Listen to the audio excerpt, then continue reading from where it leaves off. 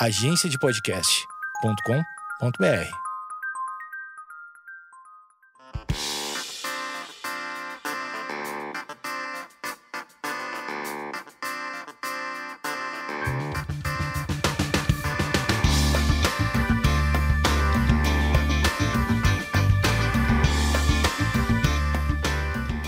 Esquizofrenóias no ar. E hoje o tema é aquele tema que a gente fala baixinho, mas não deveria ser falado. Que eu acho que uma das minhas principais causas na vida é não precisar esconder isso de uma maneira estranha. Por exemplo, quando... vocês já ouviram o episódio 8, onde eu falo eu e a Dani Taranha falamos da nossa tentativa de suicídio, e a gente tenta falar com a maior naturalidade. Porque durante muito tempo eu já percebi que as pessoas, quando começava esse assunto, elas começavam a querer me proteger, porque há uma sensibilidade. Gente, aconteceu, graças a Deus eu não morri, mas muita gente tenta, muita gente consegue, e eu acho que também pela falta do diálogo. E então eu acho que uma das missões do Esquizofrenóias é conseguir tratar dessa doença de uma maneira menos preconceituosa, mais natural. É claro que a gente não glamouriza, fala suicídio é legal. Não é legal, é horrível. Mas a gente quer tratar como assim, olha, essa pessoa tem câncer, é horrível, faz quimioterapia. Essa pessoa tem depressão, horrível, ela faz tratamento. Não precisa falar baixinho, ela vai no psiquiatra, sabe? Como se fosse uma coisa de outro mundo, ou as pessoas te julgam. Não, a gente não quer julgar ninguém. E eu conheci uma pessoa chamada Matheus. E o Matheus, ele é um cara... por favor, entre no Instagram de Matheus, que é maravilhoso. Ele é praticamente uma blogueira, sem ser. Ele tem vários looks maravilhosos. Parabéns, Matheus. E o Matheus tem uma história. Uma pessoa da família dele tirou a própria vida, que no caso foi seu pai, né? Exato. E a gente tá aqui pra falar de como a família recebe essa situação. Porque a família também adoece durante o processo da depressão e com o ato de fato. Matheus Rocha, seu nome, que eu posso seguir? Ramos. Ramos, desculpa. Quem é Matheus? É alguém. Alguém Matheus Rocha. Matheus Ramos porque, na verdade, ele é um Instagram. O nome do Instagram dele é Dente Douro. Então, a gente aqui é meio do Twitter, a gente se chama pela arroba. E você acaba esquecendo o nome das pessoas. Houve um tempo que o meu Twitter era bipolaridade. E as pessoas nem sabiam quem eu era. Não fazia ideia do nome. Incrível. Que era só um nickname. Só que eu saí da fase do nickname. Matheus ainda não saiu. Ele ainda dente douro. Um Peter Pan. Mas tudo bem, a gente assiste. Ele tem um dente douro. Essa é uma capa ou é um dente real? Sim. Um amigo meu tinha se formado em odonto. Aí eu virei pra ele e falei, cara, você faz um dente de ouro pra mim? Aí ele foi lá e fez, só que, como um bom profissional que ele falou que nunca arrancaria o meu dente saudável pra colocar. Então, fiz uma capinha, eu fiz em 2006. Bem vanguarda, antes de estar na moda. 2006. Ousado. Ousado, filho de Deus. E olha que já bebi demais e nunca caiu. Não oxida. Tô firmão aí, nunca perdi. Mas não perde, né? Tem uma colinha e tá, um cimentinho. Mas pode rolar uma cárie? Será? Eu espero que o Dr. Paulo não esteja ouvindo isso, mas é bem possível, assim. Porque... Por falta de cuidado? Ou ele é mais sensível? Virou outro tema. É porque é um cimentinho que você tem que colocar e de tempos em tempos tem que tirar pra fazer uma higiene e tudo mais. Rola uma manutenção. Sim, isso aqui a preguiça é forte. Então, vamos lá, doutor, né? Sim, doutor Paulo. Doutor Paulo, aí, mas desculpa que ele faz 6 anos que ele não faz a manutenção. O dente, ele era ouro brilhante, agora tá ouro velho, né? Exato. Mas fica na moda. Matheus, você... queria que você se apresentasse. Você trabalha com publicidade, trabalha em agência, um cara descoladérrimo, tatuado, roqueiro doidão. Sim, eu sou desse mundo de agência. Desde que eu mudei aqui pra São Paulo. Você é de Santos? Eu vim de Santos. Mudei aqui pra São Paulo, já trabalhando em agência mesmo. E desde então, fiquei por aqui. Tive uma breve passagem por conta de uma agência. Eu fui social media do Santos Futebol Clube, meu time do coração. Sim. Você conheceu o Robson Arantes do Nascimento? O Robson, Amo Robson. Conheci Robson, conheci Edson, sim, Entende? tipo, Understand. Capite. Exato, o próprio. E tenho até uma tatuagem do rei, que é assinada por ele. Olha só. Uau! Aquele clássico Pelé, fiz essa doideira. Era muito apaixonado por futebol.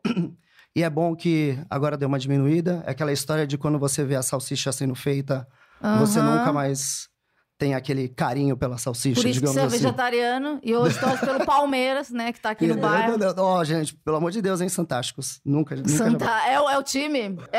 A torcida? Sim, somos... A minha torcida favorita é a Mickey Fogo, que é do Botafogo. E tem o Fogospel, que é gospel do Botafogo. Um beijo pro Botafogo, tenho muita simpatia pro Botafogo. Mas vamos ao tema, né? A gente é um pouco prolixo, desculpa. Você veio pra São Paulo, trabalha em agência. Hoje você habita São Paulo? Sim. 11 anos já por aqui, né? Então... Tipo, nesse mundo de agência, troca. Hoje em dia eu estou numa agência, estou como redator e tô curtindo. É uma agência nova que eu entrei agora. Tá legal, tipo, se conhecendo, a gente tá se conhecendo. Começo de namoro. Isso. Muitas descobertas. Sim, tá tudo muito bonito, tá da hora. Quando que você percebeu que o seu pai era deprimido? Então... Para falar dele, eu tenho que voltar um pouquinho atrás, porque minha primeira experiência foi em 2009. O irmão da minha mãe, ele cometeu a mesma coisa. Em 2009, o meu tio, que era meu padrinho, e eu já morando aqui em São Paulo, ele subiu no 11º andar do prédio onde ele morava e ele se jogou. Eu já morava aqui, então eu não tinha noção de que ele estava sofrendo disso. Foi, tipo, um choque, né? Porque, por ser família, você acha que sabe de tudo o que está acontecendo. E pegou todo mundo de surpresa. Eu lembro que nesse dia minha mãe tentou me ligar 9 vezes. Que isso se tornou uma coisa muito traumática na minha vida. Quando eu pego o telefone e eu bato o olho, que tem ligações da minha mãe, que hoje em dia é tudo no Zap, né? Uhum. Então, se tem ligação da minha mãe, já me dá aquele frio do tipo, algo aconteceu. Então, essa foi a minha primeira experiência e foi o que abriu os olhos para ver que nem tudo, como a gente imagina, né? Tá certo. E aí o meu pai foi no final de 2015. Outubro de 2015, meu pai estava em casa, ele trabalhava de turno, que é, tipo, virar a madrugada trabalhando, né? Seus pais casados. Casados, só os dois moravam juntos. E o meu irmão mais novo. Tá. Moravam todos lá em Santos. Um belo dia, um pouco antes de sair para trabalhar, meu pai, ele teve um surto. Começou a chutar tudo, gritar, estava desesperado, não aguentava mais aquela situação. A gente não tinha noção. Meu pai sempre foi um cara muito, muito fechadão, muito... Até aquele momento vocês não haviam percebido nada? Nada. 2015. 2015, ele segurando a onda e ele teve esse belo dia, esse surto, assim. Aí minha mãe tomou a frente e falou, não, você não vai sair para trabalhar. Eu entro em contato com o pessoal do seu trabalho, eu aviso. E foi nesse dia que tudo se revelou pra gente, assim. Tipo, meu pai, ele sempre foi muito fechado e um cara muito atlético, assim. Meu pai... Muito esporte. Total esporte. Meu pai, por um tempo na vida, ele dividiu o tempo dele em 2 empregos. Meu pai era preparador físico lá no Santos, no futebol de salão. Treinou a joia Neymar, que é muito bom citar aqui. E tinha a empresa, que ele trabalhou na antiga Ultrafértil, que virou a Vale. E foi, né, ele começou a crescer dentro da empresa e teve que optar... Isso tudo em Santos, ou ele tinha que ir para outra cidade? Tá. No caso, a Vale ficava em Cubatão. Tá, então, pertinho. E aí, o grande lance é que, em determinado momento da vida, ele teve que escolher entre continuar no emprego dos sonhos, digamos assim, que era o Santos, e seguir numa carreira promissora dentro da Vale. Ele optou por trabalhar, na época era Ultrafértil, né, como eu falei, e seguiu na Ultrafértil. Cresceu, de fato, só que junto com esse crescimento veio uma cobrança, né? E uma cobrança, e ele chefiando mais pessoas, e ele sempre foi um cara muito brucutu, assim, e não gostava de aderir a novas tecnologias. Uma piada que o chefe dele costumava fazer era que, a gente se fala lá no grupo, menos o Gozzi, né? Eles chamavam meu pai pelo sobrenome. Menos o Gozzi, porque o Gozzi não tem essas coisas. O Gozzi, por mais que seja uma brincadeira, aquilo já alimentava algo nele que era uma angústia. Você via, tipo, meu pai com seus 50 anos, tendo que aprender inglês, porque tinha que subir a bordo do navio para poder... Então, começou um processo de cobrança dentro dele. Reciclagem. E ele não estava preparado para aquilo, visivelmente, assim. Então, foi no Em momento... 2015, ele tinha 50 anos, é isso? Ele tava com 56, se eu não me engano. E ele já tava num patamar profissional bem alto. Não chegava a ser bem alto. Ele galgou muita... Tava crescendo. Exato, ele estava bem nesse processo de crescimento, tanto que foi a ideia de largar a outra profissão para seguir nesse caminho, que não necessariamente era o que ele mais gostava. Só que aquela obrigação de ser o homem da casa... Provedor, 2 filhos. Dá tudo do bom e do melhor. Exato. Mesmo eu sendo... eu tenho um outro irmão que também não morava lá em Santos, mas mesmo eu não tendo necessidade, ele não tendo, mas essa postura de continuar sendo o homem da casa era muito presente, né? Então, no momento que ele adoeceu, foi tudo muito rápido. Para você ter noção, meu pai, ele adoeceu, né? Que a gente teve noção. Em outubro de 2015, em maio de 2016, ele faleceu. Foram 6 meses. Foram 6 meses de o meu irmão não querer voltar para casa depois do trabalho, porque ele sabia que ele ia encontrar um cara que, naquele momento, estava com quase 20 quilos menos, que ficava andando de um ponto para outro dentro da casa sem fazer nada, de ficar... Ele se afastou do trabalho. Ele foi afastado. E como que foi isso no trabalho dele? Como as pessoas lidaram? Lógico que você recebe o apoio, né? Só que a gente tem um grande problema, que aí eu até cito depois um pouco melhor para frente, que é essa questão do capitalismo. Sim, claro. Sabe? Que quando você tem essa cobrança diária... quando ele foi afastado, ele ia começar a receber pelo INSS? Sim. E justamente nessa época o INSS entrou em greve. Esse é um ponto. Daí deu uma somada, né? E ele naquela constância. Aí, um segundo momento, ele foi encaminhado por um psiquiatra. O psiquiatra, por diversas vezes, desmarcou a consulta. Que era para dar o papel, né? Então... Sim. Desmarcou. Então, aí isso gera um sentimento que vai crescendo dentro da pessoa, né? Que aí tem uma grande desconfiança de tudo. E aí é onde mora o grande problema. Ele entrou numa paranoia que, dentro do trabalho dele, estavam fazendo de tudo para sabotá-lo. Que as pessoas estavam dificultando a situação para ele, porque para ele foi, tipo, um lampejo, digamos assim, e que as coisas iam se normalizar. Não, ele estava doente. Ele não queria encarar que estava doente. E ficava nessa cobrança de querer voltar logo e não tinha como. E aí encaminhava ele para o médico receitava os remédios, ele não tomava. Sabe, essa postura bem de eu sei o que eu estou fazendo e tudo mais.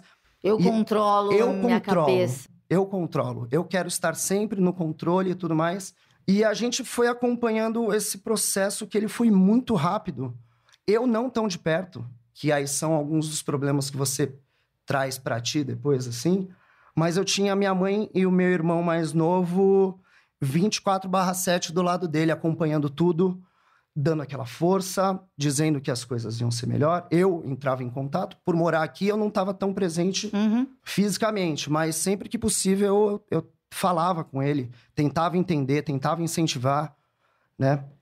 E a gente viu que ele foi abrindo mão disso. Foi abrindo mão da ajuda, começou a entrar naquele lance de eu tô causando problema para vocês, né? Vocês já estão cansados, né?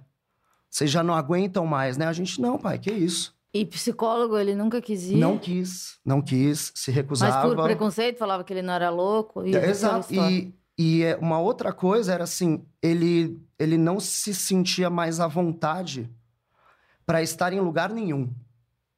E como eu falei, ele sempre foi muito atlético, meu pai adorava correr na praia. Ele abriu mão de tudo isso. Ele não comia,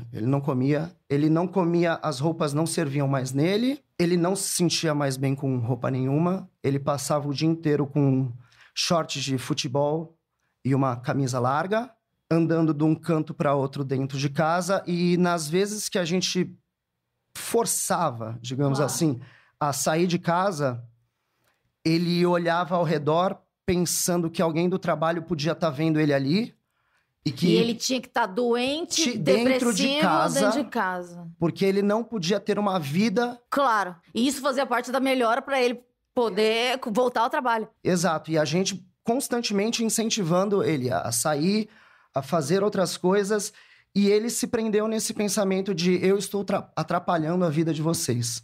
Isso, somado a eu sou o homem da casa, digamos assim. Porque daí ele já não era mais o provedor. Então, estou perdendo tudo, estou prejudicando a minha família, vou resolver isso. E foi quando ele decidiu resolver. Vocês, em algum momento, tiveram esse pensamento, ele vai morrer? Certa vez eu fui para Santos, me reuni na sala ele e meus 2 irmãos. E justamente para conversar. Falar, pai, você lembra que aconteceu com o tio Zé? Tio Zé era esse irmão da minha mãe. Ele já regalou o olho, assim, ficou em choque. Falei, pai, a gente já teve uma experiência que ela é muito ruim. Você dividiu isso com a gente. A gente pode te ajudar para que isso não aconteça de novo? Porque você também já viveu isso. Então, tu sabe o que acontece, o que pode acontecer. Então, deixa a gente, de alguma maneira, te ajudar agora, enquanto dá. E aí ele chorava, e ele falava, não, que eu quero proteger vocês, eu vou cuidar, e isso não vai acontecer, mas a gente viu. Eu tenho uma cena que ela me marcou muito, assim. Como eu falei, eu trabalhei lá no Santos uma época, e um belo dia eu tava voltando para casa. Eu acho que eu já nem tava mais nessa época no Santos. Enfim. E eu vi o meu pai sentado no sofá da sala, muito, muito magro, as roupas bem largas, assim. E ele tava de olhos abertos, com a boca aberta, e você não sentia uma presença, você não sentia nada ali. Você sentia um ser humano vazio. E eu fiquei em choque com aquilo. Tanto que eu falei, será que aconteceu? Aí eu fui me aproximando, e ele com os olhos abertos, assim, ó. Foi, pai? Ele, oi. Ele não mexia, só fez um, oi. Foi, pai, você tá bem? Ele, Aquele olhar vidrado, assim, ó. Bateu o olho naquilo e tendo todo o histórico que a gente já tinha, eu não posso dizer que eu já sabia que isso ia acontecer. Mas eu tinha a plena consciência de que se uma atitude drástica, sei lá, que fosse uma internação forçada, que eu não sei se era a melhor opção, se algo não fosse feito, ele iria morrer. Eu tinha essa noção. E a sua família? Entrou em processo de negação? Na verdade, não, porque a gente ficava nessa vontade dele melhorar. Só que, como eu falei, para mim, estando um pouco mais distante, tudo bem que Santos é 1h30, mas né? Quando você tá mais longe, você tem uma outra perspectiva, né? Sim. E aí, e foi até um dia que o meu irmão me ligou, apavorado, meu irmão mais novo, falando, Mate, cara, eu preciso de ajuda, eu não sei o que eu faço, o pai tá do jeito que tá, e a minha avó morava no mesmo prédio. Ele falou, a mãe se trancou na casa da avó, dentro do quarto, e ela tomou os remédios dele, assim. E eu não sei o que eu faço. Eu tô perdido aqui. Aí eu, por telefone, sei lá, a primeira coisa que eu fiz, eu dei um esporro no meu pai. Eu falei, pai, que porra que tá acontecendo, cara? Sabe? Olha você consegue imaginar o todo? Olha o que tá... Ele ficava... Porque a família inteira adoece. Exato. E assim, meu irmão completamente perdido, porque tá ali naquele convívio, e aí não queria dividir 100% as coisas comigo. Dividia quando a coisa apertava. Minha mãe é um ser humano surreal, tanto que o nome dela é Terezinha de Jesus. Mágica. E eu vendo que, sim, minha família estava adoecendo. E meu pai, ele tem 4 irmãos. Né? São 3 irmãos e uma irmã. E até então, e dá pra dizer assim que família caiçara, todo mundo é muito bronco, sabe? Então eles só foram, até citando um termo futebolístico, só foram se ligar na situação aos 45 do segundo. Que foi quando os irmãos tentaram se mobilizar. Não, Marcelo, vamos fazer isso desse jeito, daquele outro e tal. E meu avô já estava doente, o pai dele, e E aí, um belo dia, eu não estava por lá, mas um dos irmãos pegou o meu avô, e meu avô também não saía de casa, pegou o meu avô e minha avó, levaram em casa. Aí, no que levaram em casa, tipo, foi uma choradeira. Tem uma foto, assim, pra mim, que é muito marcante, que meu irmão tirou da janela de casa. Eu morava no 5º andar.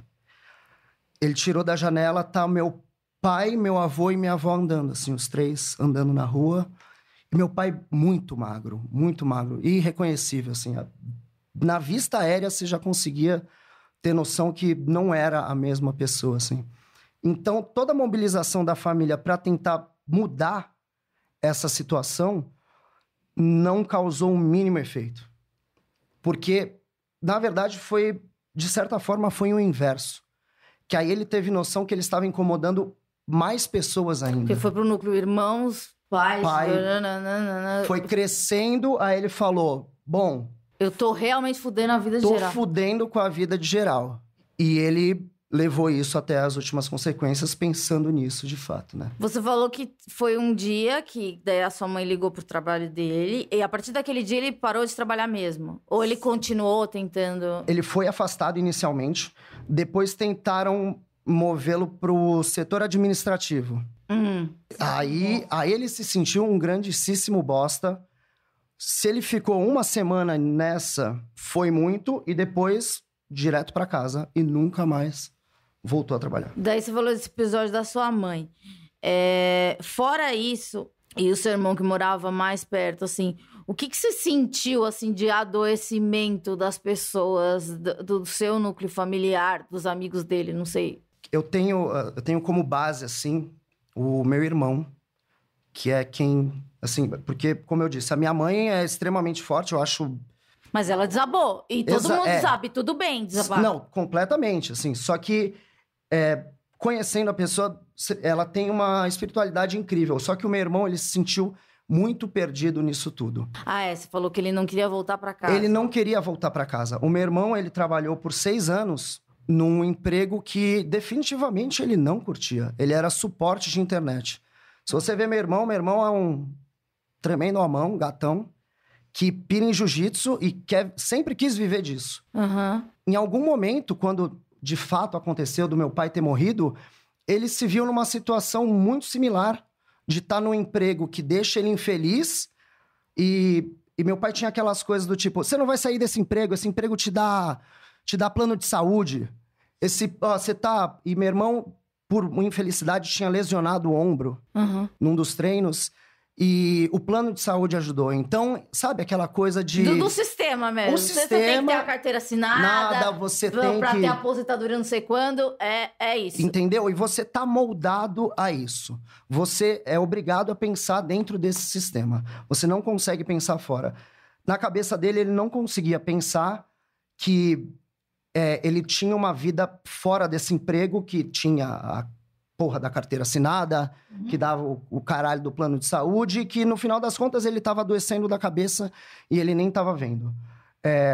O meu irmão, quando o meu pai de fato se matou, o meu irmão tava em casa.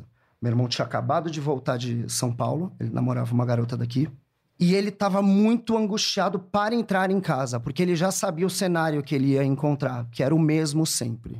Né? O seu pai sentado ou zigue-zagueando pela casa, a gente falava que ele abria um buraco no chão de tanto que ele andava. Era desesperador ver aquilo. Você consegue imaginar o que passava na cabeça dele? Por que ele andava tanto? É muito pela angústia de...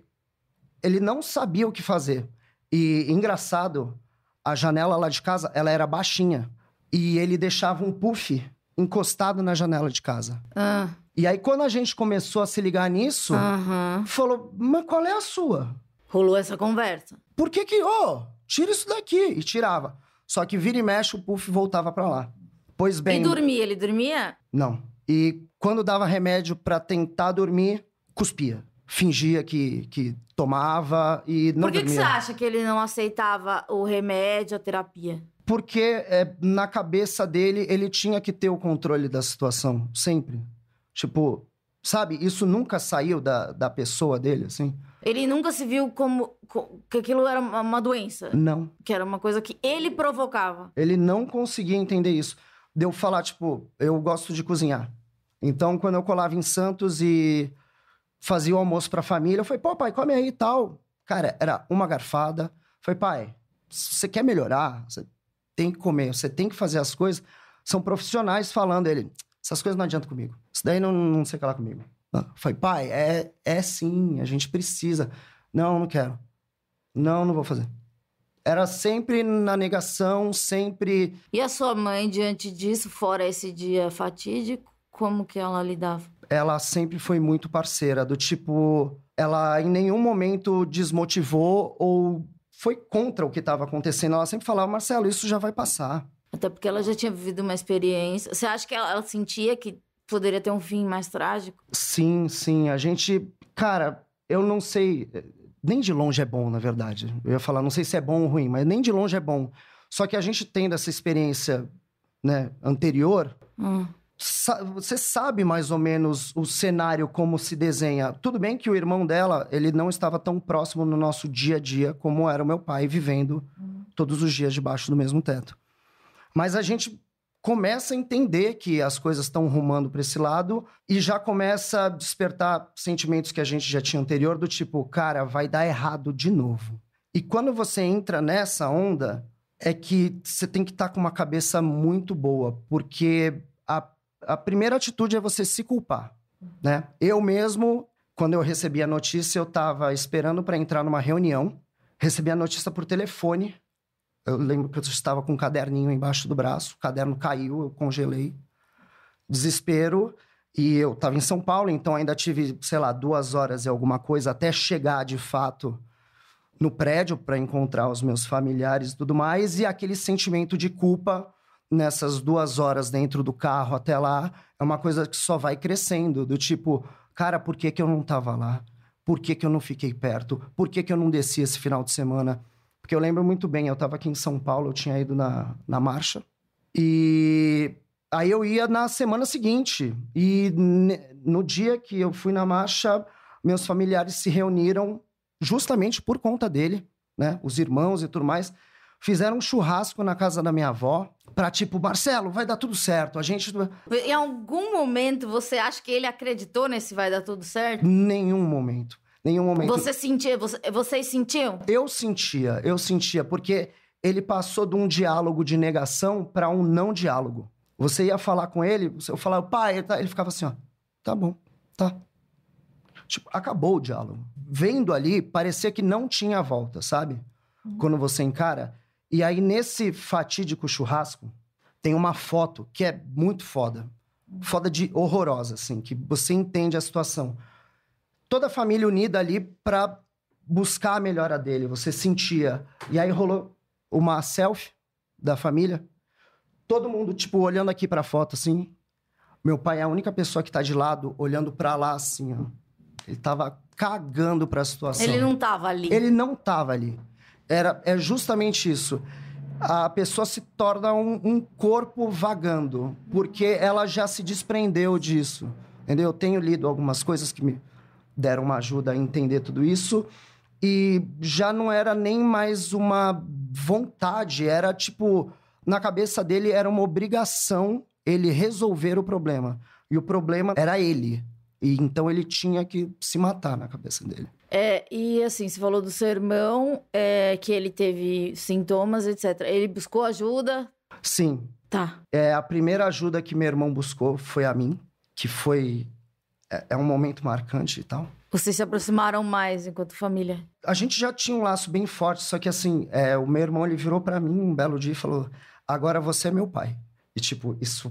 Não vai morrer. Tipo, isso pesa, sabe? Porque você entende qual que é a carga que um pai traz na sua vida, qual que é a responsabilidade que ele tem. E aí ele te transfere com o maior dos sentimentos, o cara vai lá e vira e fala isso assim pra ti. E aí foi a hora que eu não me dei a liberdade que a gente precisa de sofrer, de entender que, sei lá, isso pode passar. E quando meu irmão me falou isso, eu falei, beleza, então agora eu tenho uma grande responsa. E de fato, talvez isso tenha me ajudado, porque você se vê muito perdido, né? Você se vê muito perdido. O meu pai, ele pulou da janela do 5º andar. Eu não vi. O meu irmão, ele ouviu e viu. E a sua mãe? Também. A única coisa que eu vi, de fato, foi chegando em Santos. A gente estavam todos reunidos no salão de festas do prédio. Eu abracei a todo mundo. Aí eu comecei a andar na calçada, assim, na rua. E quando eu olho pro lado esquerdo, que no caso era a garagem, eu vi aquelas coisas que você só vê em filme ou no Cidade Alerta, que era o lençol de alumínio. Porque como ele se matou, a minha casa vira uma cena de crime, né? Então a perícia estava lá em cima e o corpo não podia ser removido. Então eu me deparei com isso e o sentimento que você tem na hora é que você morre junto. Porque todo o seu esforço, tudo que você tentou, de alguma maneira, fazer para que a pessoa se salve, ele foi... Não digo que foi em vão, mas ele não funcionou. Então, você vê aquela cena, eu lembro nitidamente de eu não sabia, porque a primeira coisa que eu fiz foi entrar no prédio e abraçar minha mãe e meu irmão e dizer que eu ia ajudar e ia ficar tudo certo. Eu tava com... Eu sei lá, na hora foi isso que me veio. E quando eu olhei aquele lençol de alumínio, a minha perna amoleceu, eu caí no chão. Eu tava na calçada, eu fiquei estirado no chão no meio da calçada. Você não consegue nem entender o que passa na sua mente, assim. Claro. É um grande vazio misturado com uma impotência, com uma raiva. Sei lá, parece que você, de fato, acabou ali. Você acabou ali. Não consegue encontrar uma resposta de imediato. E aí, voltando, por ele ter feito isso ali, a gente não tinha mais condições de continuar morando no mesmo lugar. Então, a primeira atitude que eu tive foi... eu peguei férias do trabalho e eu ajudei a minha mãe e meu irmão a encontrar um outro apartamento lá em Santos. Fiz essa correria e encontramos um apartamento que é na quadra da frente de onde a gente morava. Só que já não é mais o mesmo lugar, né? E mudamos todos para lá. Né? Eles, no caso, mudaram para lá. Eu tinha também uma avó que morava junto com eles. Então, consegui um apartamento que comportasse meu irmão, minha avó e minha mãe e os 2 dogs. Pronto, esse passo dado. O segundo passo foi... O meu irmão começou a mostrar sinais de que estava mal, estava, de fato, adoecendo. E muito se dava por essa questão de estar preso num emprego que não é o que ele queria, sabe? Então, o segundo passo foi ajudá-lo. Tipo, eu incentivei ele, eu falei, Caio, o que você quer da sua vida? Ele falou, cara, eu quero muito viver do jiu-jitsu. Eu falei, então vamos fazer o seguinte, chega no seu chefe, ele acompanhou tudo que aconteceu com você. Chega e fala, eu não tenho mais cabeça pra estar aqui, eu quero sair daqui. Você pode me mandar embora? Tipo, o não, ele já tem. E outra, planos, a gente arruma. Se for o caso, eu pago pra ti, sabe? Só toma uma atitude pra que você não adoeça. Eu não quero... E, de fato, ele conversou. Olha que maravilha. O chefe entendeu tudo. Estendeu o plano de saúde dele por 6 meses. Recebeu o seguro-desemprego. Morava com a minha mãe, tipo, tranquilo. Procurou ajuda. O meu irmão faz terapia. Faz até hoje? Faz. Porque tem um movimento que chamam sobreviventes do suicídio, né? Que não é o caso da pessoa que não... Por exemplo, eu que tentei e não morri. No caso, são os familiares, né? Porque tipo... Você tem aqui essa estrutura família, você tira uma peça. E é uma peça que decidiu sair dali. Então, é muito difícil a aceitação de uma pessoa que decide por isso do que um acidente ou morte de causa natural, doença.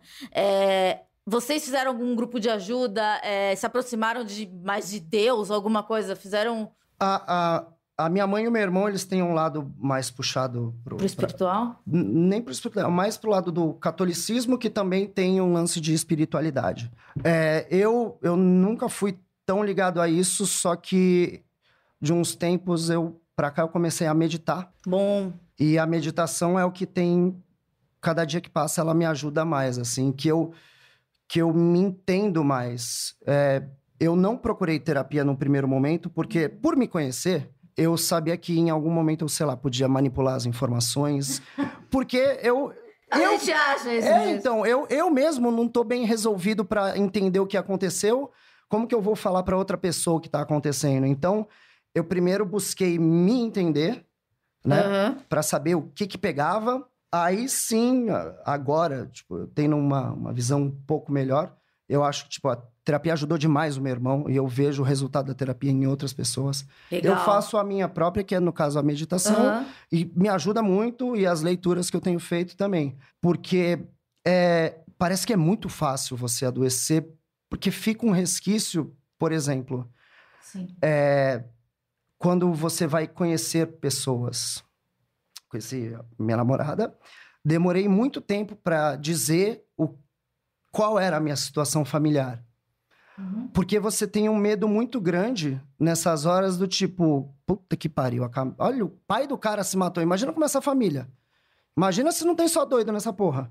Eu digo que eu já passei coisa semelhante, que tipo, vou falar que você conhece o cara no Tinder, né? Daí você começa a namorar ele e fala, então, eu já tentei me matar, sabe? Ele vai falar, ele vai querer ficar comigo de novo, né? Tem isso, né? Então, aí você traz uns bloqueios pra dentro de Porque ti. tem que ser uma pessoa muito legal pra comprar, tipo, é uma briga. Você tem que falar assim, tá, eu tô com você. Exato, porque, tipo, querendo ou não, você é uma pessoa traumatizada, você tem, né? Sim. E é muito bom você dividir. Dentre essas leituras que eu tenho feito, diz pra você sempre encarar esses problemas, porque muitas vezes você deixa passar, né? Tá ali, você deixa, você nunca quer encarar de fato. Até que acontece um dia igual ao seu pai, explode, começa a socar a parede. Exato. Não! Então, aí você tem que sempre colocar. E isso, eu via que ele tava me limitando na interação com as pessoas, porque... Você se anulou por um tempo?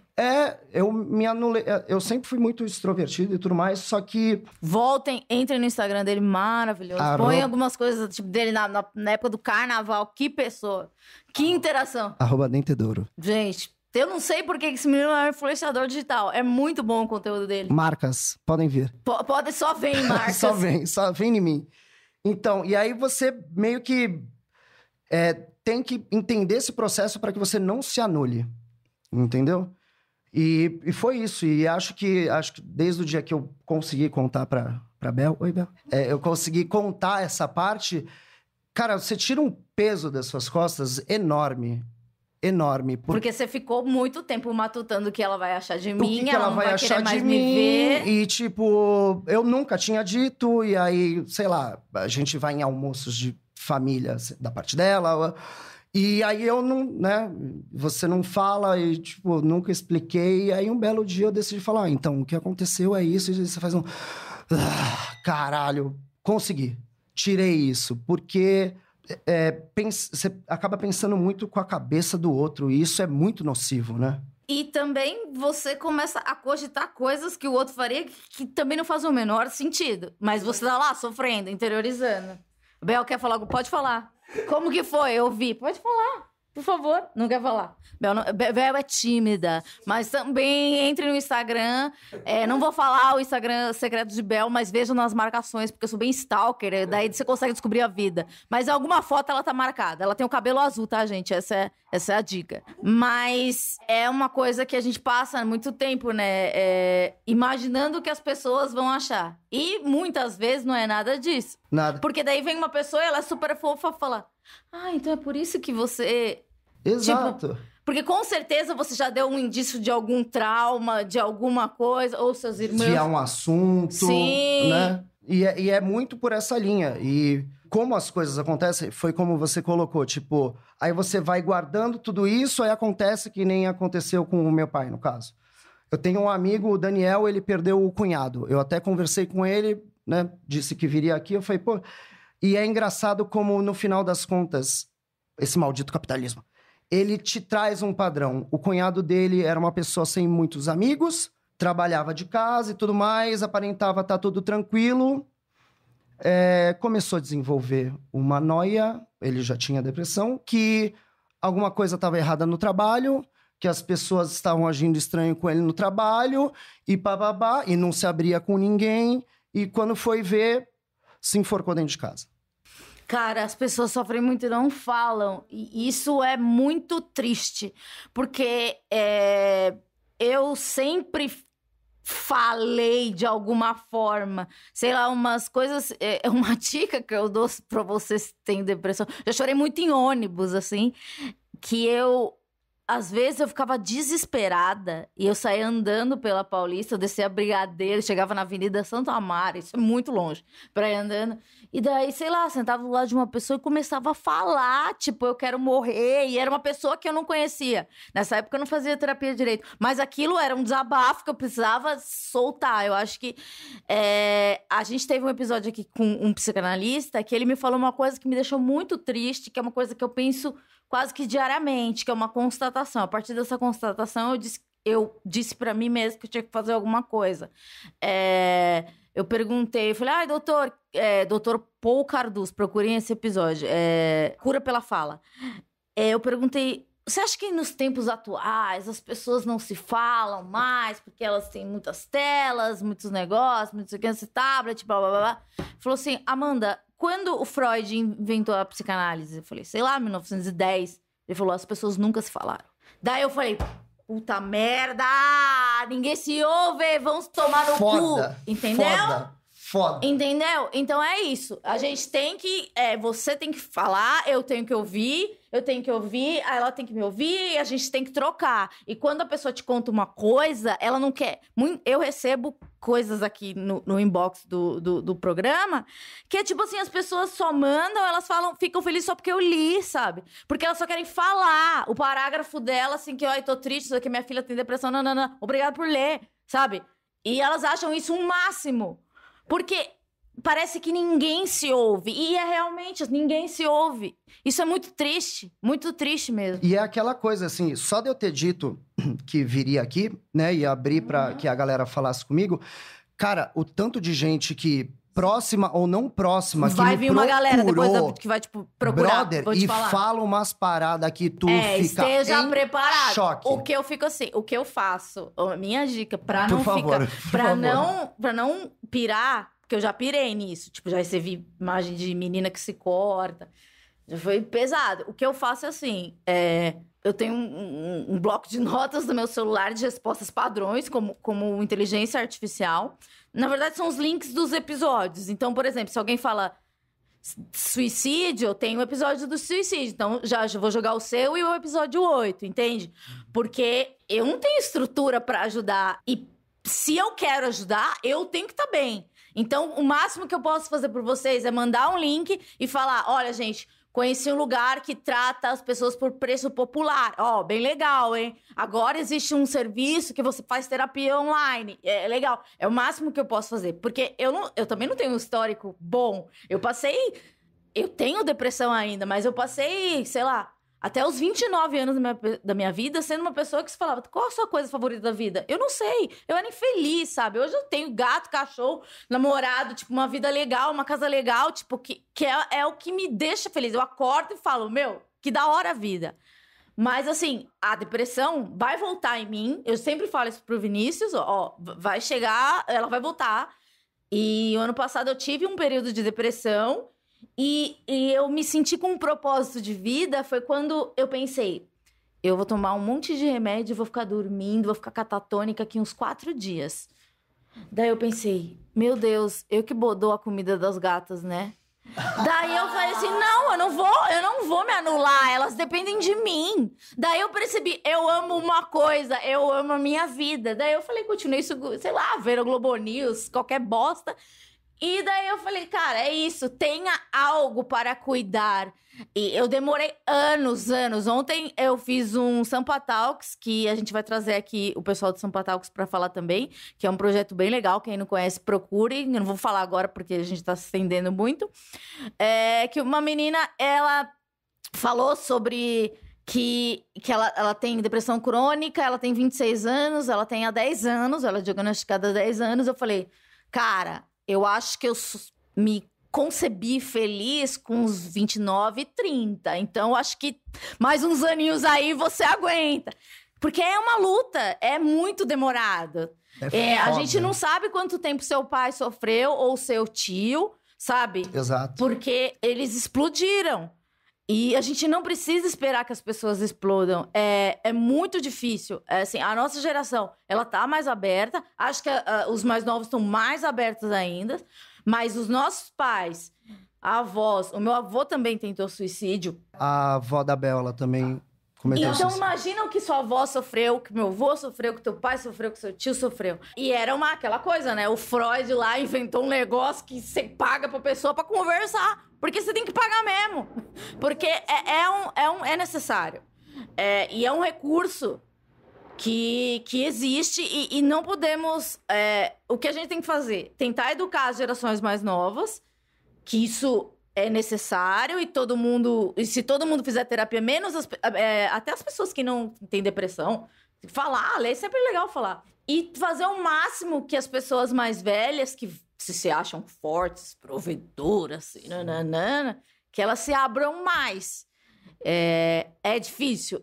Mas ontem eu fui no evento. 2 coisas que me emocionaram. Na verdade, é a mesma coisa. Eram 2 mães, 2 meninas que tinham depressão, que levaram a mãe para ouvir uma palestra sobre depressão. E as meninas deprimidas. E daí, eu olhei, a menina começou a chorar. Eu falei assim, putz, eu não levei a minha mãe, sabe? Não existia, né? Quando eu tinha 16 anos, quando eu fui diagnosticada. Mas que legal que elas estão levando a mãe, que as mães estão se interessando, que a mãe dela deve ter a idade da minha. Então a mãe tá aberta um pouco, né? Sim, então, entender o universo da filha, o que tá se passando. E cada abertura, por menor que seja, sei lá, cada mensagem que eu recebo, que você vai receber, que você recebeu, de qualquer coisa, assim, de a pessoa fala assim, obrigado, você vai receber muito obrigado. O Samir, que participou do episódio sobre transtorno bipolar, ele disse que semanalmente recebe mensagem, porque ele elucidou muito bem o que é ser bipolar. Eu ouvi. E é muito bom, ele é muito bom. Ele muito foda. Muito bom. Então é isso, acho que... E também tem coisas muito carinhosas. Por exemplo, eu recebi mensagem de uma menina que tem toque, e ela falou assim, eu nunca consegui explicar o que eu sinto. No episódio de toque, você explicou. E você não, a Luciana Vendramini. Então, eu vou mandar o link pra todo mundo que perguntar como eu me sinto. Então, é isso. Demais. Eu acho que é educação. Esse programa é uma tentativa de educação. Podemos falar bosta? Podemos, porque a gente é assim também. Mas a gente não quer cagar regra nenhuma, mas a gente quer só promover a reflexão. E eu fiquei muito feliz que você falou que ouviu o programa... Sim. E daí você falou assim, eu queria fazer alguma coisa. Eu falei, vamos fazer, Exato. Com certeza. Eu achei muito da hora. E o jeito que você isso. falou foi muito sóbrio. Imagino que tenha sido muito difícil. Momentos você encheu olhos de lágrimas, eu também. Mas você tá fazendo um trabalho muito bom, assim. Muito obrigada, de estar de coração aberto. Obrigada, Bel, por estar aqui apoiando, porque não é fácil, eu sei que não é fácil. Eu recebi perguntas, porque eu pedi muitas perguntas, vamos ao bloco de perguntas. Oh, yeah! Mano, acredito que o momento político atual tá piorando minha depressão. Ajuda. Você sente alguma coisa no clima? Eu sinto. Cara, eu sinto bastante, porque, mais uma vez, a gente entra nesse cenário... Né, temos o capitalismo... Isso, e o macho provedor, o José Arma. Gente, exato. Que vocês vão dar arma pra um monte de gente que tá com depressão. Vocês estão fazendo muita bosta. Não é? Sim. Cara, não é visível. A gente tá enterrando o país, né? E num momento que a gente tá desconstruindo um monte de coisa. A gente tá deixando de fazer piadas escrotas. Sim. Fazendo muita coisa, uma evolução do ser humano, né? Visível. Tão grande. E um retrocesso tão grande. Retrocesso ao mesmo tempo gigantaralho, assim, em paralelo. Então, isso ajuda muito nessa confusão. Eu tenho total noção de que, sim, isso ajuda a piorar a cabeça. Eu até peguei um dado que era do final de 2017. O Brasil, segundo a Organização Mundial de Saúde... O Brasil era o líder na América Latina em casos de depressão. No final de 2017. Imagina agora. Eu vi eu vi um dado essa semana que o suicídio entre negros é 45% maior do que entre brancos. E assim, isso vai dar muita bosta. E olha o cenário se desenhando para um futuro pior. Não é verdade? Pessoas demonizando a educação...